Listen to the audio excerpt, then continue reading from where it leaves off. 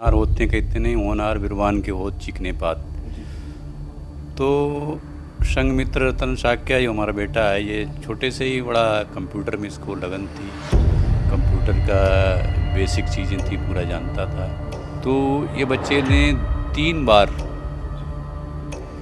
ये अच्छे रैंक अच्छे नंबर्स आए हैं। पिछली बार भी जो था अच्छा इसका सैनिक स्कूल में परफॉर्मेंस था, और इसी सैनिक यूपी सैनिक स्कूल में मात्र 5 नंबर से पिछली बार रह गया था, स्कोर हासिल नहीं कर पाया। तो वही स्ट्रेटजी इस बार अपनाई कि अब की बार जो भी करना है तो ईजी चीज़ें वो पहले करनी चाहिए। तो इसने वही किया कि पहले जो है करके, और जो टफ था उसमें बाद में टाइम दिया, तो स्कोरिंग अच्छी आई। जैसे जो अभी जो सिलेक्शन हुआ है इनका, जो इंटरव्यू के लिए 127 मार्क्स ला के जो है यूपी सैनिक स्कूल, उसकी विशेषता ये कि हमारे जो आज के राष्ट्रपति उपराष्ट्रपति जगदीप धनखड़ जी हैं, वो उसी कॉलेज के पढ़े हुए हैं, सैनिक स्कूल के। जैसे बीके सिंह जो हमारे मिनिस्टर हैं, जनरल बीके सिंह, तो वो भी उसी कॉलेज के पढ़े हुए से। बड़ी बड़ी हस्तियां हैं वो उस कॉलेज की पढ़ी हुई हैं। तो जब बच्चा इस लेवल पर आता है कि वो उसका सिलेक्शन हो, तो उसका एक मोरल हाई होता है कि हाँ, हमने उस कंपटीशन को फाइट किया जिसमें इतनी बड़ी बड़ी हस्तियाँ जो हैं पढ़ी हैं, उसमें उन्होंने भी फाइट किया था इसी तरीके से। तो मुझे खुशी है, और इनके जो टीचर्स हैं वो सब प्रभावित बहुत ही खुश हैं कि बच्चे जो हैं हमारा नाम रोशन कर रहे वहाँ हैं। का आपने पेपर भी निकाल लिया और अब आप कह रहे हैं वहाँ नहीं जाना है। मतलब सबसे आप टॉप में हैं जहाँ आप सिलेक्ट हुए हैं, तब जाकर आप ये बात बोल रहे हैं कि वहाँ नहीं जाना है। जी, क्योंकि वहाँ पे जो जो चीज़ मैं चाहता हूँ वो तो प्रोवाइड नहीं कराई जाती। वो डिफरेंट है वहाँ से। वहाँ पे तो मेनली आर्मी की ट्रेनिंग होगी, मेनली वही वहाँ का मेन मोटो है। लेकिन मुझे तो सॉफ्टवेयर इंजीनियरिंग परस्यू करनी है, इसलिए मैं वहाँ पे ना जाने का डिसीजन है मेरा। नमस्कार दोस्तों, स्वागत है आप सभी का एक बार फिर से आईएनडीसी नेटवर्क के न्यूज़ चैनल पर। जैसा कि आप सभी को पता है कि शिक्षा व्यवस्था किस तरह की है देश में, उसके बारे में तरह तरह की बातें होती रहती हैं, तरह तरह की चर्चा होती रहती है। कई सारी जो राजनेता हैं उनसे भी सुनने को मिलता रहता है कि शिक्षा का स्तर कितना अच्छा है अपने देश में और प्रदेश में किस तरह का है। लेकिन आज हम उस स्तर की बात नहीं करेंगे। आज हम बात करेंगे, एक हमारे साथ भाई बैठा हुआ है, इनसे बात करेंगे, और इनके पिताजी भी हमारे साथ हैं। इनसे बात करेंगे कि आखिर इनके सपने क्या हैं, ये बनना क्या चाहते हैं, और अभी इनका एक पेपर क्वालिफाई हुआ है, वो पेपर कौन सा है, और इन्होंने कितनी तैयारी की है, कितनी पढ़ाई की है, इनके पिताजी ने इनके ऊपर कितनी मेहनत की है, और ये पिताजी के लिए क्या क्या करना चाहेंगे और अपने लिए क्या क्या करना चाहेंगे, सारी बातें करते हैं। तो सबसे पहले नाम बताइए अपना। जी, मेरा नाम संगमित्र है। अच्छा, तो यहाँ फर्रुखाबाद से कब से रह रहे हैं आप? जी, मैं फर्रुखाबाद में 14 सालों से रह रहा हूँ। मतलब 14 साल हो गई है आपकी? हाँ, मतलब बचपन से ही रह रहे हैं। बचपन से ही रहे। अच्छा, ये बताइए आपका कौन सा जो पेपर है अभी क्वालिफाई किया आपने? जी, मैंने अभी यूपी सैनिक स्कूल 2023 टू 2024 का पेपर क्वालिफाई किया। अच्छा अच्छा, 9th क्लास में हैं अभी? हाँ तो आपने जो पेपर क्वालिफाई किया है उसमें आपको कहाँ से मतलब प्रेरणा मिली कि मुझे ये जो पेपर है वो क्वालिफाई करना है? जी, मेरे स्कूल वालों ने मेरे को थोड़ा मोटिवेट किया कि ये पेपर दो, इससे तुम्हारा कॉन्फिडेंस बढ़ेगा। उन्होंने मेरी हेल्प करी तो मैंने ये पेपर दिया। अच्छा, क्या ये जो पेपर आपने दिया है सैनिक स्कूल में, उसमें मतलब किस तरह का एग्ज़ाम होता है, कौन क्वेश्चन आते हैं, किस तरह का सिलेबस रहता है, हिस्ट्री ज्योग्राफी, या फिर किस तरह से क्या रहता है? जी, ये Sainik School UP Sainik School के पेपर में जी 4 सब्जेक्ट आते हैं। इंग्लिश, जी जीके, जी। Maths and intelligence. अच्छा। जीके में जीके और साइंस दोनों रहती है। जीके कहीं से भी आ सकती है, हाँ, वो तो है, ठीक है। और मैथ्स का एक सिलेबस रहता है, जी साइंस का भी सिलेबस रहता है, जी इंग्लिश भी कहीं से भी आ सकती है। जी। मतलब एक तरह से हम ये कह सकते हैं कि जो 10th या 12th तक का इसमें ही डाल दिया जाता है। मतलब आपके हिसाब से ये पेपर टफ था या फिर नॉर्मल था? जी, ये वाले पेपर में इंग्लिश, जीके और इंटेलिजेंस नॉर्मल लेवल की थी, लेकिन मैथ्स काफ़ी हाई लेवल की हाई थी। लेवल का था। तो और आपको मतलब कैसे पढ़ाई करते हैं, मतलब क्या शेड्यूल रहता है, कितने घंटे पढ़ाई करते हैं, और दिन में क्या क्या करते हैं? जी, हम डेली पढ़ाई करते हैं। जी डेली 3 से 4 घंटा तो इसी के लिए पढ़ ही रहते हैं। हमारे स्कूल के तरफ से कुछ हमें रिसोर्सेज भी प्रोवाइड किए गए थे जिनसे हम पढ़ रहे थे, जैसे कि क्वेश्चन पेपर्स जी। और कुछ टॉपिक्स के क्वेश्चंस ये हमारे स्कूल प्रोवाइड कर रहे थे, उसी से हम पढ़ रहे थे। अच्छा, एक बात बताइए, जैसे कहा जाता है कि सुबह उठने से दिमाग जो है अच्छा चलता है, और जो आप सुबह पढ़ते हैं वो पूरे दिन याद रहता है और हमेशा ही याद बना रहता है। सुबह कितने बजे उठते हैं? जी मैं सुबह 6 बजे उठता हूँ। अच्छा, 6 बजे उठ जाते हैं। अच्छा, 6 बजे उठने के बाद कितने घंटे पढ़ाई होती है? जी 6 बजे उठने के बाद मैं 2 घंटे सुबह पढ़ लेता हूँ, जी। फिर बाकी का शाम को पढ़ता हूँ मैं। हाँ, मतलब कुल मिलाकर 3 से 4 घंटे पढ़ाई होती है दिन भर में अपनी तरफ से। ये हाँ, ये पेपर के लिए इतनी हो जाती है, फिर बाकी पढ़ाई अलग चीज़ों के लिए भी हो जाती है। अच्छा, चलिए पिताजी से भी थोड़ी बात कर लेते हैं। पिताजी का नाम है देवकीनंदन साक्य, और इनसे ये जानते हैं कि बच्चे को आज इतना बड़ा हो गया, पेपर क्वालिफाई कर लिया, अब आगे जाकर ये अपनी पढ़ाई करेंगे, अपने सपनों को पूरा करेंगे। तो देखिए, कहीं ना कहीं जो एक बच्चा होता है उसका जो भविष्य निर्माता होता है, गुरु एक होता है जिसे दर्जा दिया गया है सबसे बड़ा, लेकिन कहीं ना कहीं जो पिता होते हैं, मेरी समझ में कभी कभी ऐसा लगता है कि जो पिता होता है वो गुरु से भी बढ़कर हो जाता है कभी कभी कुछ कंडीशंस में। तो पिताजी से जानेंगे आखिर किस तरह से आप इन्हें मोटिवेट करते हैं, या फिर किस तरह से इन्हें प्रेरणा देते हैं कि ये अपनी लाइन पर बने रहें, भटके ना, कैसे क्या रहता है? देखो, बच्चा अपने आप में ही एक जो होनहार होते हैं, कहते नहीं, होनहार बिरवान के होत चिकने पात। तो संग मित्र रतन साक्या जो हमारा बेटा है, ये छोटे से ही बड़ा कंप्यूटर में इसको लगन थी। कंप्यूटर का बेसिक चीज़ें थी, पूरा जानता था और बहुत गहराई से जानता था, और अच्छा सा उसका कमांड भी है। तो ये तो स्कूल में हमेशा फर्स्ट आता ही रहता, फर्स्ट है सेकंड है जो भी पोजीशन इसकी रहती है। तो वहाँ से ओलंपियाड इनका चलता है, ओलंपियाड में भी इसका स्थान रहता है, गोल्ड मेडलिस्ट भी है ये ओलंपियाड में। तो प्रेरणा तो है ही, जब तक कंपटीशन बच्चा फाइट नहीं करता है उसका लेवल जानने के लिए, तो यही चीज़ है कि वो कोई कंपटीशन फाइट करे, उसमें उसका मूल्यांकन कंपटीशन से ही है, उसकी इंटेलिजेंसी का। तो ये बच्चे ने 3 बार ये अच्छे रैंक, अच्छे नंबर्स आए हैं। पिछली बार भी जो था अच्छा इसका सैनिक स्कूल में परफॉर्मेंस था, और इसी सैनिक यूपी सैनिक स्कूल में मात्र 5 नंबर से पिछली बार रह गया था। तो वो क्योंकि हर चीज़ की स्ट्रेटजी होती है, पढ़ाई लिखाई की और पेपर की स्ट्रेटजी अलग है, पढ़ाई अलग है, दोनों चीज़ें की अलग ही है। पिछली बार ये बच्चा करता रहा पेपर, लेकिन जो था वो टाइम इतना शॉर्ट था, मैथ में ही लग गया, तो बाकी काफ़ी क्वेश्चन थे वो बहुत जल्दबाजी में करने पड़े, तो लिहाजा वो स्कोर हासिल नहीं कर पाए। तो वही स्ट्रेटजी इस बार अपनाई कि अब की बार जो भी करना है तो ईजी चीज़ें वो पहले करनी चाहिए। तो इसने वही किया कि पहले जो है करके, और जो टफ था उसमें बाद में टाइम दिया, तो स्कोरिंग अच्छी आई। तो बच्चे का अपना जो भी करियर है जो कर रहा है अपना, वो सही है रास्ते पर। तो हमें लगता है कि वैसे ये सॉफ्टवेयर इंजीनियर ही हैं बनने की इनकी इच्छा है, कि सॉफ्टवेयर में इनका जो है इतना बड़ा रुझान है। लेकिन सैनिक स्कूल जो हैं वो भी अपना स्तर रखते हैं। जैसे जो अभी जो सिलेक्शन हुआ है इनका, जो इंटरव्यू के लिए 127 मार्क्स ला के जो है यूपी सैनिक स्कूल, उसकी विशेषता ये है कि हमारे जो आज के राष्ट्रपति उपराष्ट्रपति जगदीप धनखड़ जी हैं, वो उसी कॉलेज के पढ़े हुए हैं, सैनिक स्कूल के। जैसे बीके सिंह जो हमारे मिनिस्टर हैं, जनरल बीके सिंह, तो वो भी उसी कॉलेज के पढ़े हुए। ऐसे बड़ी बड़ी हस्तियां हैं वो उस कॉलेज की पढ़ी हुई हैं। तो जब बच्चा इस लेवल पर आता है कि वो उसका सिलेक्शन हो, तो उसका एक मोरल हाई होता है कि हाँ, हमने उस कंपटीशन को फाइट किया जिसमें इतनी बड़ी बड़ी हस्तियां जो हैं पढ़ी हैं, उसमें उन्होंने भी फाइट किया था इसी तरीके से। तो मुझे खुशी है, और इनके जो टीचर्स हैं वो सब प्रभावित, बहुत ही खुश हैं कि बच्चे जो हैं हमारा नाम रोशन कर रहे हैं। जहाँ बड़ी बड़ी कोचिंग इंस्टीट्यूट हैं वहाँ पे बच्चे, वो उनके 1-2 बच्चे भी आ जाएं उनके लिए बहुत ही बड़ी बड़ी बात होती है। और जहाँ जो ज्ञानफोर्ड जिसमें ये पढ़ रहे हैं, इनके 6 बच्चे जो हैं सैनिक स्कूल में इस बार इंटरव्यू के लिए सिलेक्ट हुए हैं। 6 में से एक है ये 6 में से सब में टॉप में यही हैं। अच्छा, टॉप में। ये टॉप में, इनके 127 नंबर, बाकी बच्चों के किसी के 100 हैं, किसी के 103 हैं, किसी के 100 से नीचे हैं थोड़े, जो सिलेक्शन वो, लेकिन वो सिलेक्ट हुए हैं।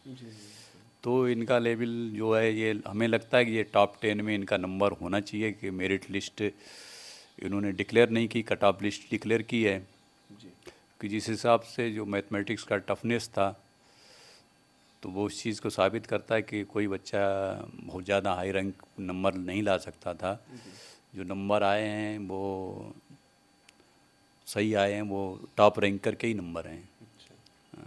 चलिए देखिए, मुझे तो ये लग रहा था कि मतलब जो बच्चे सिलेक्ट हुए हैं उनमें से कहीं दूसरा या तीसरा स्थान होगा इनका, या उससे नीचे होगा, लेकिन अभी पता लगा है कि पहला स्थान पकड़े बैठे हैं।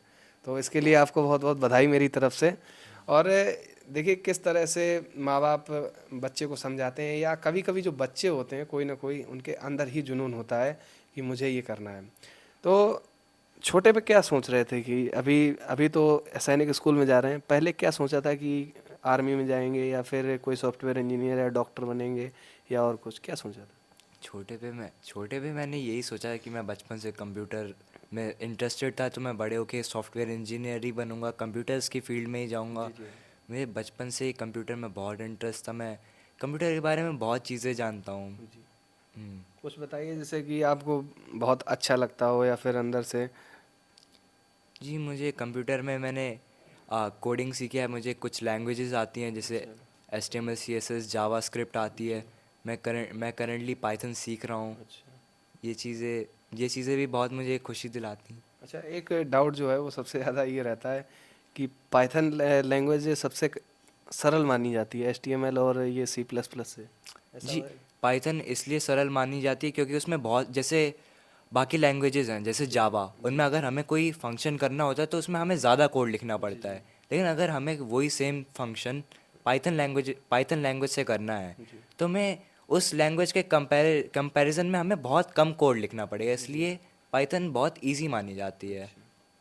तो अभी आपका जो पेपर है वो क्वालिफाई हो गया, इसके बाद आगे क्या प्रोसेस रहेगी? जी, पेपर क्वालिफाई तो हो गया है। जी। लेकिन मेरा ये प्लान है कि सैनिक स्कूल में तो सैनिक की ट्रेनिंग होती है, लेकिन मुझे तो सॉफ्टवेयर इंजीनियरिंग परस्यू करनी है। जी। तो मेरा यही प्लान है कि मैं वहाँ पे ना जाऊँ। अच्छा, हम्म, मतलब वहाँ का आपने पेपर भी निकाल लिया हाँ। और अब आप कह रहे हैं वहाँ नहीं जाना है, मतलब सबसे आप टॉप में हैं जहाँ आप सिलेक्ट हुए हैं, तब जाकर आप ये बात बोल रहे हैं कि वहाँ नहीं जाना है? जी, क्योंकि वहाँ पे जो जो चीज़ मैं चाहता हूँ वो तो प्रोवाइड नहीं कराई जाती? वो डिफरेंट है वहाँ से। अच्छा। वहाँ पे तो मेनली आर्मी आर्मी की ट्रेनिंग होगी जी। मेनली, जी। वही वहाँ का मेन मोटो है। जी। लेकिन मुझे तो सॉफ्टवेयर इंजीनियरिंग परस्यू करनी है, जी। इसलिए मैं वहाँ पे ना जाने का डिसीजन है मेरा। मतलब वहाँ आप नहीं जाएंगे? जी। तो फिर आगे जैसे आप वहाँ पेपर तो आपने क्वालिफाई कर लिया, इससे आपकी पता लगती है कि जो बच्चे सिलेक्ट हुए हैं केवल 6 सिलेक्ट हुए हैं, टोटल बच्चे कितने थे एग्जाम में, कुछ था मतलब जानकारी? जी, मेरी क्लास में तो जिस क्लास में मैंने पेपर दिया था उसमें करीबन 30-40 बच्चे पेपर दिए थे, और वैसी कुल 6-7 क्लासें थी 9th क्लास के लिए, फिर वहाँ पे 6 के भी पेपर दिए थे। जी। मतलब जहाँ आपने पेपर दिया है उस क्लास में कितने बच्चे थे टोटल? उस क्लास में 30-40 बच्चे थे, और जिस सेंटर में मैंने पेपर दिया उसमें वैसी 6-7 क्लासें थी, तो कुल 300-400 बच्चों ने वो पेपर दिया था मेरे सेंटर में, और बाकी 20-30 और सेंटर थे वैसे ही, तो कुल बच्चों ने वो पेपर दिया था। मतलब तो आपके स्कूल से लगभग 6 बच्चे सिलेक्ट हुए हैं? हाँ जी, 6 बच्चे? मेरे स्कूल से 6 बच्चे और सिलेक्ट। 6 में आप टॉप हैं? हाँ तो देखिए कितनी खुशी की बात है कि मतलब जहाँ 300-400 बच्चे बैठते हैं वहाँ आप अपने स्कूल से जाकर टॉप लिस्ट में अपना नाम दर्ज करते हैं सबसे ऊपर, तो ये अंदर से कहीं ना कहीं खुशी देता है। तो आगे आप ना, जैसे आप बता रहे हैं कि मैंने पेपर क्वालिफाई कर लिया, इससे आपकी योग्यता पता लगती है कि आप किस तरह से पढ़ रहे हैं या फिर किस तरह से आपका प्लान रहेगा आगे क्या करेंगे। तो अभी तो आप सॉफ्टवेयर इंजीनियरिंग में जाना चाहते हैं जैसे पूरी तरह से, तो आगे क्या प्लान है कि सॉफ्टवेयर इंजीनियरिंग में क्या क्या करना है? जी, मुझे सॉफ्टवेयर इंजीनियरिंग में मुझे वेब डेवलपमेंट की फील्ड में जाना है। जी। वेब डेवलपमेंट यानी कि वेबसाइट्स वगैरह वो सब बनाना, फ्रंट एंड बैक एंड, जी। वो सब उसके बारे में काम करना। मेरा यही प्लान है कि मैं वेब डेवलपमेंट में जाऊंगा, बड़े होके सॉफ्टवेयर इंजीनियरिंग की फील्ड है वो एक। तो जैसे ज़्यादातर जो वेब डेवलपमेंट या फिर सॉफ्टवेयर इंजीनियर होते हैं, सबसे पहले माइक्रोसॉफ्ट या फेसबुक या गूगल की तरफ जाते हैं। तो सपना है कि वहाँ तक आसानी से पहुँच पाएंगे या फिर थोड़ी मेहनत करनी पड़ेगी? मेहनत तो जी करनी ही पड़ेगी ऑब्वियसली। जी जी। तो गूगल की तरफ जाना चाहेंगे, माइक्रोसॉफ्ट, या फिर कैसे क्या रहेगा? जी हम मेरा यही गोल है कि मैं कोई टॉप सिलिकॉन वैली की टॉप कंपनीज में जी मेरा गोल है। जैसे गूगल, माइक्रोसॉफ्ट, ये टॉप कंपनीज हैं। जी। मेरा हर किसी का एक गोल रहता है कि ये बिल्कुल बिल्कुल। इन्हीं कंपनीज में जाना चाहे, इन्हीं कंपनीज में हायर हो। जी। मेरा भी वही ड्रीम। तो देखिए, एक जो बच्चे होते हैं छोटे से सपने देखते हैं। एक तो वो सपने होते हैं जो बिस्तर पे देख रहे होते हैं, लेकिन जो खुली आंखों से सपने देखते हैं वो सोने नहीं देते हैं। इनकी आंखें देखकर ये पता लगता है। और बच्चे जब सपने देखते हैं तो बड़े होकर वो पाने की कोशिश भी करते हैं। और अगर माँ बाप ऐसे हों जो पूरी तरह से सपोर्ट करते हैं तो मुझे लगता है कि बच्चे भी पूरी अपनी दम दिखाकर रहते हैं और मंजिल को पाकर रहते हैं। ऐसी बात है कि मैं सही बोल रहा हूँ या नहीं? नहीं, बिल्कुल सही है। जब बच्चे अपने मकसद पे लगें तो माँ बाप जो हैं, गार्जियंस, उनके उनके पूरा ध्यान रखेंगे और पूरा सहयोग करेंगे। अच्छा, एक चीज़ देखी गई है कि अपने यहाँ जैसे यूपी की बात कर लेते हैं, जैसे ये तो सिटी है, बहुत सारे बच्चे होते हैं जैसे उन्हें सुविधाएं नहीं मिल पाती हैं। तो उनके लिए कोई विचार है आपके मन में? नहीं, जो सुविधाएं नहीं भी मिलती हैं, लेकिन हमें तो ऐसा विश्वास है मेरा, जहाँ अभाव होता है वहीं लोग ज़्यादा कामयाब होते हैं। ज़्यादा कामयाब बिल्कुल, उनको जहाँ सब संपन्नता है, सब कुछ है, वहाँ लोग इतने कामयाब नहीं हो पाते हैं जितनी अभाव में। कि मेरा जीवन खुद एक गांव में गुजरा है जहाँ सारी चीज़ों का अभाव था। तो अभाव में रहकर हम जब इंजीनियर बने और फ़ॉरेन गए, सऊदी अरब गए, दुबई गए, मोरक्को गए, कई कंट्री में हमने वहाँ नौकरी की। तो मेरे अंदर अभाव था क्योंकि मैं गांव से जुड़ा था, खेती पिताजी का पैसा था, और छोटी सी खेती में पढ़ना और पढ़ के फिर अपने सपनों को साकार करना, तो वो अभाव से ही आदमी सीख सकता है। इसलिए हमें नहीं लगता है कि जो बच्चे गांव में हैं वो पीछे रह जाएं, वो बहुत आगे जा सकते हैं और जा रहे हैं। इस समय देख रहा हूँ गांव के बच्चे जो निकल के जो हैं वो काफ़ी कामयाबी पे हैं, वह बहुत ऊंचाइयों पे हैं। तो चलिए, यहाँ आपने देखा कि इनके अंदर कितना अच्छा जुनून है। कोई और बात जो कैमरे के माध्यम से कहना चाहते हैं, चैनल के माध्यम से, अपने लिए, पिताजी के लिए या अन्य किसी के लिए? जी मैं यही कहना चाहूँगा कि अगर आपको कुछ करना है जीवन में तो आपको उसके लिए जी जान लगानी होगी। अब बिना मेहनत के कुछ अचीव करना पॉसिबल नहीं है। जी मैं यही कहना चाहूँगा। आप कुछ कहना चाहेंगे बेटे के बारे में या और किसी के बारे में, अपने बारे में? हमारा बेटा संग मित्र की एक बहुत अच्छी खासियत थी, ये कभी भी दिन में सोता नहीं था। और उससे ये पता लगता है जो बच्चा कभी टाइम में सोना, मतलब रात में और 10-11 बजे तक जागते रहे ना, तो वो एक काफ़ी इनके लिए प्रशंसा की बात है। कि मैंने अक्सर देखा, मैं खुद सो जाता हूँ दिन में, मेरे बच्चों को देखता हूँ जो दोपहर होती है सो जाते हैं, 2-2, 3-3 घंटे सोते रहते हैं ये। लेकिन कितनी भी दोपहर हो गई, कितनी भी वो हो गई, ये कभी दिन में कभी नहीं सोया। ये छोटे से इसकी आदत रही है। तो विशेषताएँ तो हैं बच्चों में, और हमें लगता है कि संग मित्र जो अपना इनका सपना है कि सॉफ्टवेयर इंजीनियर बने, तो मैं चाहता हूँ कि आईआईटी करें और अपने पहले प्रयास में ही आईआईटी क्वालिफाई करें, और उनको जो है इनका ड्रीम जो कॉलेज है कानपुर है वो मिलना चाहिए। चलिए, बहुत बहुत बधाई इन दोनों लोगों को, पिताजी को भी और मेरे भाई को भी एक तरह से। तो देख सकते हैं आप, एक जुनून जो होता है जो बच्चों के अंदर पनपता है, जैसा कि इन्होंने बताया अभी कि गांव के बच्चे भी किसी से कम नहीं है कि जहां सुविधाएं नहीं मिल पाती हैं। एक मूवी अभी चल रही है मनोज कुमार शर्मा की, सबसे ज़्यादा ट्रेंडिंग में है, पूरे इंडिया के बच्चे अभी देखकर मोटिवेट हुए हैं अंदर से। मतलब सुविधाएं कतई नहीं मिल पाती हैं, फिर भी जाकर बच्चे जो गांव से सपना देखते हैं और आईपीएस बनकर लौटते हैं। तो कहीं ना कहीं अभी इनके पास सुविधाएं भी हैं, और कई बच्चे होते हैं जिनके सुविधाएं नहीं मिल पाती हैं। कहानी है मनोज कुमार शर्मा जो इस टाइम चल रहे हैं, पूरे देश में मूवी बनी हुई है मुखर्जी नगर में। तो मैं कहना चाहूँगा इनसे, मेरे भाई से, कि मेहनत करिए। मेहनत तो कर ही रहे हैं, टॉप लिस्ट में है। मैं चाहता हूँ कि इनकी भी एक तरह से कहानी निकल कर आए, इतनी प्रेरणादायक कहानी हो कि लोग आज जिस तरह से पूरे देश में मूवी को देखकर प्रेरित होते हैं, इनको भी देखकर प्रेरित हों। तो धन्यवाद आप सभी का। आपने देखा किस तरह से इनका जो लक्ष्य है वो ये अचीव करने की कोशिश कर रहे हैं और पिताजी पूरा सहयोग कर रहे हैं। तो अगर आपको कोई कमेंट में जो क्वेश्चन है वो पूछना है तो नीचे कमेंट करिए, हम आपका रिप्लाई ज़रूर देंगे। तो धन्यवाद, बने रहिए आईएनडीसी नेटवर्क के साथ। मिलते हैं एक नई खबर के साथ। आईएनडीसी नेटवर्क, बदलते भारत के साथ।